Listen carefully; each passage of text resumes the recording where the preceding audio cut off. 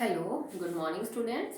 अभी हम डिस्कस कर रहे हैं नाइन्थ क्लास केमिस्ट्री और आपका चैप्टर चल रहा है third, that is atoms and molecules. Okay, so last video के अंदर हमने लॉ ऑफ कांस्टेंट प्रोपोर्शन किया था, उसके numericals, experimental verification and all that. Okay, तो चार ही थे, दो सॉल्व और दो सॉल्व अनसॉल्व, हमने चारों कर लिए थे। ठीक है, तो आज आपका अगला टॉपिक रहेगा Dalton's atomic theory. Dalton atomic, Dalton जो है यहाँ पे साइंटिस्ट का नाम है, दैट इज जोहन डाल्टन। उसने काफी काम किया था जो केमिस्ट्री है उसकी फील्ड में। आगे आप और भी कंट्रीब्यूशन जो है वो पढ़ोगे। अभी तो हमने दो ही लॉ पढ़े हैं, जब आगे आप और लॉ पढ़ोगे तो उसमें से एक लॉ भी डाल्टन ने जो है वो दिया था। ठीक है, तो डाल्टन एटॉमिक थ्योरी क्या थी? 1800 सेंचुरी के आसपास, जैसे रदरफोर्ड ने उन सब ने एटम्स के बारे में बताया था कि एटम एक्चुअली में आप आगे पढ़ोगे उनको कि एटम क्या होता है, उसके अंदर जो सब एटॉमिक पार्टिकल्स हैं वो कैसे डील करते हैं, कैसे प्रेजेंट होते हैं। ठीक है, ये सब आगे जाके स्टडी जो है हम पढ़ेंगे एटम के बारे में। पर अगर आप एटम के बिहेवियर के बारे में, उसके नेचर के बारे में बात करें तो सबसे पहले जो इम्पोर्टेंट काम है वो डाल्टन ने ही किया था। आगे जाके मानना कि इसका जो काम था वो थोड़ा रिजेक्ट हो गया था कि नहीं भाई इसने गलत बात बोली थी, और बहुत से साइंटिस्ट ने आगे जाके और बहुत सी इंपॉर्टेंट चीजें डिस्कवर की। बट जो पहली चीज होती है ना बेटा, वो बहुत इंपॉर्टेंट होती है। किसी भी फील्ड में जो फर्स्ट अटेम्प्ट होता है दैट इज इम्पॉर्टेंट। उस अटेम्प्ट के फेलियर के बाद तो फिर वो स्कोप खुल जाता है, लोग उधर काम करना शुरू कर देते हैं। ठीक है, तो डाल्टन ने पहली बार एटम के रिगार्डिंग कुछ बताने की कोशिश की थी और इसी वजह से हम इसको बोलते हैं डाल्टन्स एटॉमिक थ्योरी। अब इसके कुछ पोस्टुलेट्स हैं,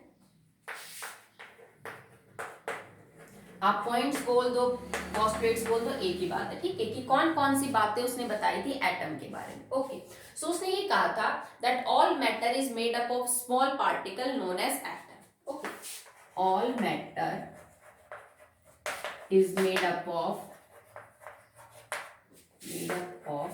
small particles called atoms। ये बात हम शुरू में भी डिस्कस कर चुके हैं, इंट्रोडक्शन ऑफ चैप्टर जब मैंने आपको दिया था। तो ठीक है कि मैटर पार्टिकल से मिलके बना होता है, और पार्टिकल भी बहुत वो हिस्सा पार्टिकल का जिसको आप फर्दर आगे ना तोड़ सको, उसको इसने किसका नाम दिया था? एटम्स का नाम दिया था। बिकॉज ग्रीक लैंग्वेज में एटमॉस का मतलब होता है दैट इज इनडिविजिबल, कि इससे छोटा आप उसको जो है वो नहीं तोड़ सकते।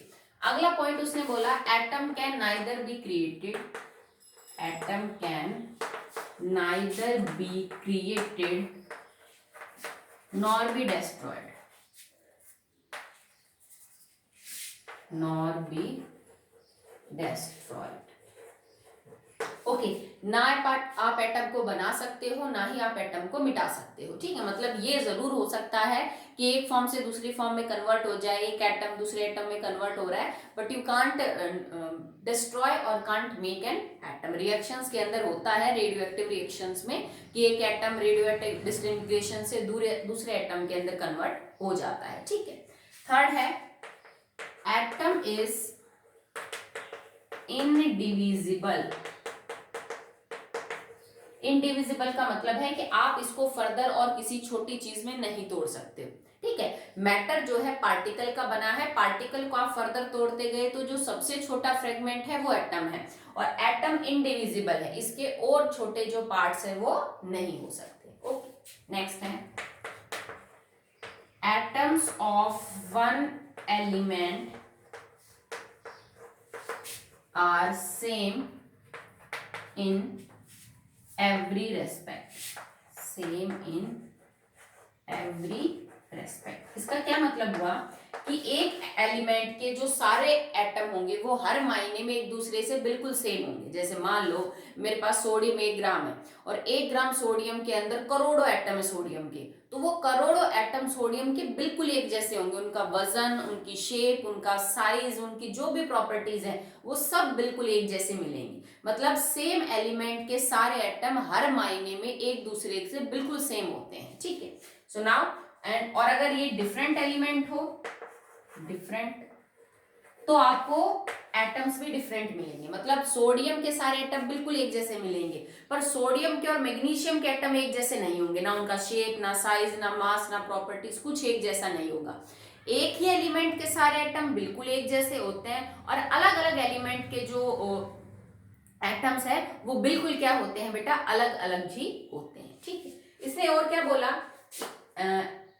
Atoms combines to form compounds but in simple ratio.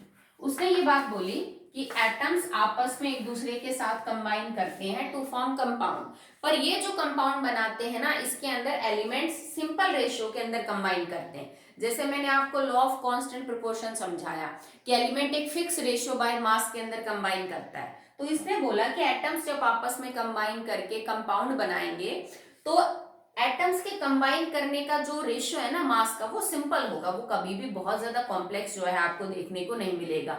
1:2, 2:3, 3:4, 1:5, इस तरह से सिंपल रेशियो जो है वो आपको देखने को मिलेंगे, ठीक है। So these are the points of Dalton's atomic theory. Now next topic is explanation of laws on the basis of Dalton's atomic theory. अब जो दो लॉ बेटा आपने पढ़े थे, उन दोनों लॉ को एक्सप्लेन करेंगे डाल्टन्स एटॉमिक थ्योरी को ध्यान में रखते हुए। ओके, तो पहला लॉ क्या था, लॉ ऑफ कंजर्वेशन ऑफ मास।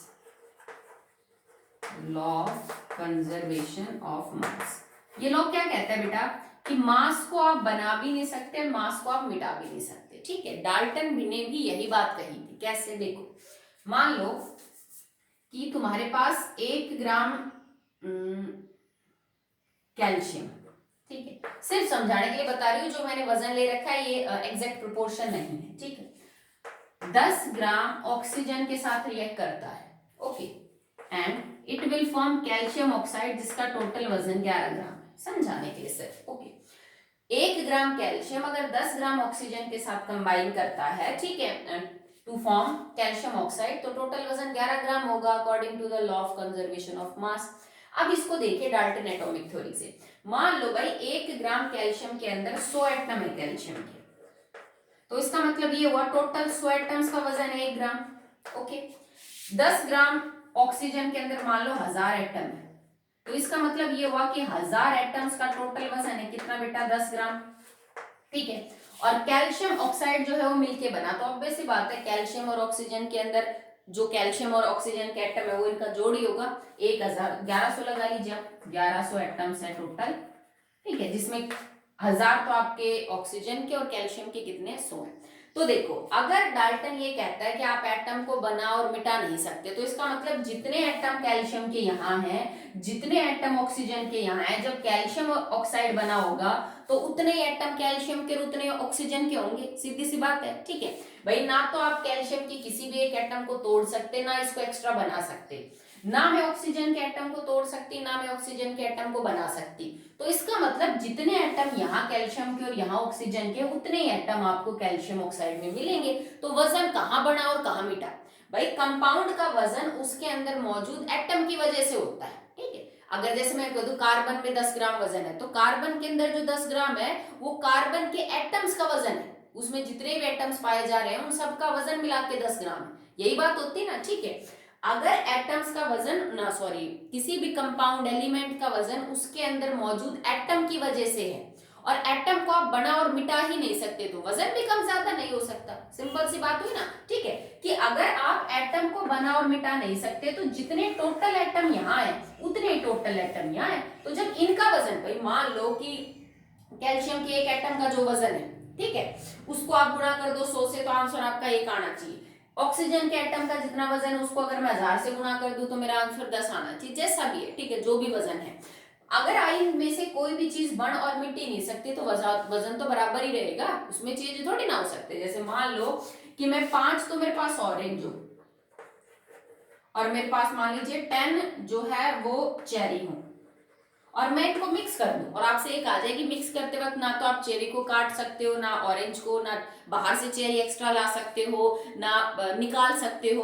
तो जाहिर सी बात है जब मैं इन दोनों को मिक्स करूंगी तो जो बास्केट होगी उसमें टोटल 15 फ्रूट होंगे, जिसमें 5 ऑरेंज और 10 चेरी होंगी। वजन अलग अलग मेजर कर लो, 5 ऑरेंज का मान लीजिए अगर जो टोटल वजन है वो 500 ग्राम है, ठीक, और 10 चेरीज का मान लीजिए 100 ग्राम है, तो जब आप दोनों को मिक्स कर दोगे तो तुम्हें 600 ग्राम ही मिलेगा वजन। सेम चीज इनके साथ होती है कि डाल्टन ने भी यही बात बताई थी बेटा कि अगर आप एटम को बना और मिटा ही नहीं सकते तो रिएक्टेंट और प्रोडक्ट में मास भी नहीं बना और मिटा सकते, क्योंकि एटम का मास उसके अंदर मौजूद एलिमेंट का मास उसके अंदर मौजूद एटम की वजह से है। अगर वो बन और मिट नहीं सकता तो मास भी बन और मिट नहीं सकता। ओके, सो ऐसे हम पहला लॉ जो है वो एक्सप्लेन करेंगे, law of conservation of mass. अब सेकेंड लॉ के बारे में बात करते हैं, that is law of constant proportion, जो क्या कहता है कि कोई कंपाउंड हमेशा फिक्स एलिमेंट से मिलके बनता है और उनके अंदर एलिमेंट्स के कंबाइन होने का जो रेशियो है that will be same. Okay,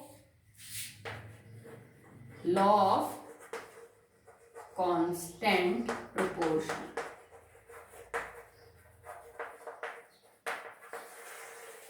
ठीक है, अब लॉ ऑफ कांस्टेंट प्रोपोर्शन को आप कैसे मतलब एक्सप्लेन करोगे using Dalton atomic theory.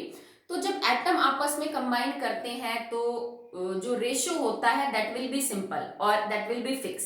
Dalton ने ये बात बताई थी कि जब एलिमेंट आपस में कंबाइन करते हैं टू फॉर्म कंपाउंड तो वो हमेशा फिक्स रेशियो में कंबाइन करेंगे और रेशियो हमेशा सिंपल होगा। ये बात तो उसने एज इट इज ही बोल दी थी।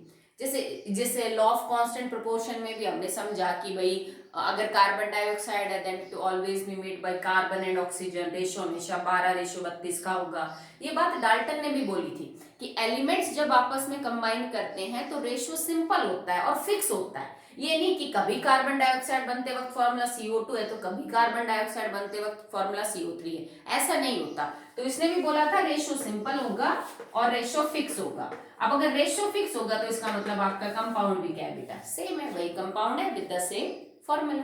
Okay, now what are the limitations of Dalton's atomic theory. माना कि पहला अटेम्प्ट था एटम को समझने की तरफ कि उसमें प्रॉपर्टीज कैसी हैं, पर इसके कई सारे जो पॉइंट है ना बेटा वो गलत भी थे। हम स्टिल अभी भी इसको पढ़ते हैं। आप 9th में 11th में डाल्टन्स एटॉमिक थ्योरी पढ़ोगे, जबकि इसके कई पॉइंट गलत हैं आगे जाके, because it is that important. Limitations, अब लिमिटेशंस क्या है ना बेटा कि एटम इंडिविजिबल नहीं है। ठीक है, आप इसी चैप्टर में आगे पढ़ोगे कि एटम सबसे छोटा पार्ट नहीं होता किसी भी मैटर या पार्टिकल का। आज हम एटम को भी तोड़ सकते हैं और एटम को तोड़ने के बाद जो छोटे पार्टिकल होते हैं बेटा उनको बोला जाता है सब एटॉमिक पार्टिकल। सब का मतलब छोटा यहाँ पे, और एटम से भी छोटा। तो एटम को भी तोड़ा जा सकता है और एटम के अंदर लगभग 35 टाइप के छोटे छोटे और पार्टिकल होते हैं अलग अलग टाइप के। उन 35-36 में से 3 हमारे लिए बड़े इंपॉर्टेंट होते हैं जिनको हम पढ़ेंगे। कौन कौन से हैं बेटा वो, इलेक्ट्रॉन, प्रोटॉन एंड न्यूट्रॉन। ठीक है, तो 3 फंडामेंटल सब एटॉमिक पार्टिकल है, इलेक्ट्रॉन, प्रोटॉन एंड न्यूट्रॉन। इसके अलावा और भी मोर देन 30 टाइप्स प्रेजेंट है जो हमारे ज्यादा काम के नहीं है। तो आगे जब हायर स्टडीज की गई तो ये बात समझ आ गई एटम इंडिविजिबल नहीं है, आप एटम को आराम से तोड़ सकते हो और बहुत सारे सब एटॉमिक पार्टिकल्स में। तो ये बात तो उसकी गलत प्रूव हो गई। ठीक है, एक उसने ये बोला कि जब एलिमेंट्स आपस में कंबाइन करते हैं ना तो ratio should be simple ratio होना चाहिए। ये बात भी उसकी गलत थी। कैसे, अगर तुम शुगर का फॉर्मूला लिखो C12 H22O11, अब ये जो रेशियो है कार्बन, हाइड्रोजन और ऑक्सीजन का रेशियो जो है 12:22:11। ठीक है, जो कंबाइन, आप चाहो तो इनके मास का रेशियो निकाल लो तो मास का रेशियो भी कॉम्प्लेक्स आएगा। ठीक है, ये रेशियो तो बिल्कुल भी सिंपल नहीं भाई। कार्बन डाइऑक्साइड का रेशियो सिंपल है 1:2, H2O का 2:1, कार्बन मोनोऑक्साइड 1:1, सल्फर डाइऑक्साइड 1:2, वो समझ आता है। पर यहाँ पे तो ये रेशियो बिल्कुल भी सिंपल नहीं है 12:22:11, इसको और सिंप्लीफाई नहीं कर सकते। तो इसने जो बात बोली ना कि एलिमेंट हमेशा कंबाइन करेंगे इनटू सिंपल रेशियो, ये बात भी इसकी क्या थी बेटा, गलत थी। ये रेशियो बिल्कुल भी सिंपल नहीं है। ठीक है, एक उसने ये बोला कि एक ही एलिमेंट के सारे एटम एक जैसे होते हैं, ये बात भी उसकी गलत थी। क्योंकि जो आइसोटॉप्स होते हैं ना, मैंने बताया था लास्ट वीडियो में, आइसोटॉप्स का मतलब same atomic number different atomic mass. जैसे कार्बन के 2 हैं, कार्बन 6 और 12, कार्बन 6 और 14, नाइट्रोजन के 2 हैं 7 और 14, नाइट्रोजन 7 और 15, ऑक्सीजन के हैं 8 और 16, ऑक्सीजन के हैं 8 और 18। तो डाल्टन ने तो ये बोला कि एक एलिमेंट के सारे एटम बिल्कुल एक जैसे होते हैं साइज में, मास में, बाकी हर प्रॉपर्टी में, पर यहाँ तो नहीं है भाई। ये भी कार्बन का ही एटम है, ये भी कार्बन का एटम है, इसका मास 12 और इसका 14, ये तो अलग हो गया। सेम नाइट्रोजन के दो एटम, इसका 14 और इसका 15, अलग अलग हो गया। इसका 16 और इसका 18, तो यहाँ भी ये पॉइंट गलत हो गया कि एक ही एलिमेंट के अलग अलग एटम भी हो सकते हैं जिनका मास अलग अलग हो, जिनको हम आइसोटॉप्स बोलते हैं। ओके, एक और लिमिटेशन थी इसी के जैसी, दैट इज आइसोबार। अब आइसोटॉप तो आपको पता चल गया, same number of atomic but mass अलग अलग हो, मतलब उसी एलिमेंट की दो फॉर्म। एक होता है आइसोबार, आइसोबार अपोजिट होगा, atomic number different, atomic mass same. ठीक है, मतलब अलग अलग एलिमेंट जिनका एटॉमिक नंबर अलग अलग है पर उनका मास सेम है। जैसे कि अगर मैं बात करूं अबाउट कैल्शियम, तो कैल्शियम का मास 40 होता है और एटॉमिक नंबर 20 है। आर्गन का एटॉमिक नंबर 18 है पर फिर इसका भी 40 होता है। भाई डाल्टन ने ये बोला कि अलग अलग एलिमेंट की जो प्रॉपर्टीज है एटम्स की वो अलग अलग मिलेंगी, मास, शेप, साइज, बाकी सब प्रॉपर्टीज। ठीक है, पर यहाँ तो ये आर्गन का एटम है, ये कैल्शियम का है, दोनों अलग अलग एलिमेंट है, पर फिर भी दोनों का मास सेम कैसे हो गया? इनको हम बोलेंगे isobars, the element that have same atomic mass but different atomic number. इसमें उल्टा है, एटॉमिक नंबर सेम है, एटॉमिक मास क्या होता है बेटा? अलग अलग है। तो ये दो पोस्टुलेट गलत हो गए कि एक ही एलिमेंट के सारे एटम एक जैसे होंगे, कोई जरूरी नहीं है। अलग अलग एलिमेंट के सारे एटम हर प्रॉपर्टीज में अलग अलग होंगे, ये भी कोई जरूरी नहीं है। रेशियो हमेशा सिंपल हो, ये भी कोई जरूरी नहीं है, जैसे सुक्रोज में कॉम्प्लेक्स हो रहा था। एटम इंडिविजिबल नहीं है, क्यों नहीं है? क्योंकि आप एटम को और छोटे पार्टिकल्स के अंदर तोड़ सकते हो, जिनको हम सब एटॉमिक पार्टिकल्स जो है वो बोलते हैं, और बहुत सारे सब एटॉमिक पार्टिकल जो है बेटा वो पाए जाते हैं। ठीक है, और उनमें से कुछ एक इंपॉर्टेंट है, जैसे इलेक्ट्रॉन, प्रोटॉन और न्यूट्रॉन। एक और भी लिमिटेशन है डाल्टन्स एटॉमिक थ्योरी की, दैट इज एलोट्रॉप्स। एलोट्रॉप्स क्या होती है बेटा? जब एक ही एलिमेंट नेचर में कई तरह से पाया जाए, कई तरह के स्ट्रक्चर्स में पाया जाए, तो उसको हम एलोट्रॉप्स बोलते हैं। जैसे कार्बन है, ठीक है, नाम सुना होगा आपने। कार्बन नेचर में दो तरह से पाया जाता है, जो डायमंड है, हीरा, वो भी कार्बन की ही एक फॉर्म होती है, और जो ग्रेफाइट है तुम्हारी पेंसिल के, ग्रेफाइट की चट्टानें होती हैं, जैसे स्लेट सी निकलती है ग्रेफाइट की पहाड़ों में से। ठीक है, तो ग्रेफाइट है वो भी कार्बन की ही फॉर्म है। जो आपके पास डायमंड है वो भी कार्बन की ही एक फॉर्म है, पर ग्रेफाइट और डायमंड दोनों में कार्बन से कार्बन के जुड़ने का तरीका अलग है। ठीक है, मतलब एक एलिमेंट अगर नेचर के अंदर एक से ज्यादा स्ट्रक्चर्स में पाया जाता है तो उसको हम एलोट्रॉपिक फॉर्म्स बोलते हैं, कि ये इस एलिमेंट की अलग अलग एलोट्रॉपिक फॉर्म्स है।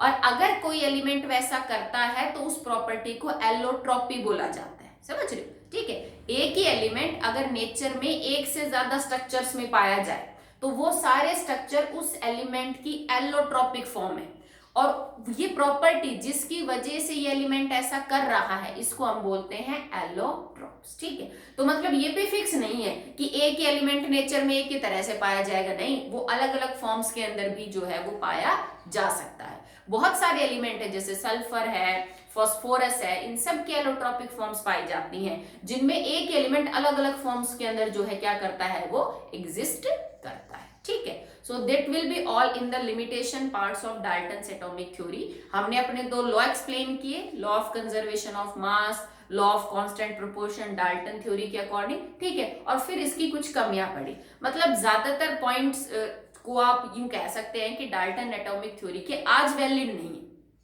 उसने बेटा ये 1808 के आसपास दी थी अपनी थ्योरी, और आज हम जिस सेंचुरी में रह रहे हैं यहाँ तो हमने बहुत ज्यादा आगे डिस्कवरी कर ली। हम इलेक्ट्रॉन, प्रोटॉन और उनसे छोटे पार्टिकल्स को भी स्टडी कर सकते हैं, तब तक ये स्टडी नहीं किया गया था। तो उसने काफी लंबे टाइम तक जो डाल्टन एटॉमिक थ्योरी है उसको सब सही मानते थे, जब तक कि बाकी स्टडीज नहीं की गई, जिनसे कि डिस्चार्ज ट्यूब एक्सपेरिमेंट, जिनसे कि सब एटॉमिक पार्टिकल का नहीं पता चला कि हाँ भाई एटम को भी आगे जो है वो तोड़ा जा सकता है। ठीक है, so that will be all.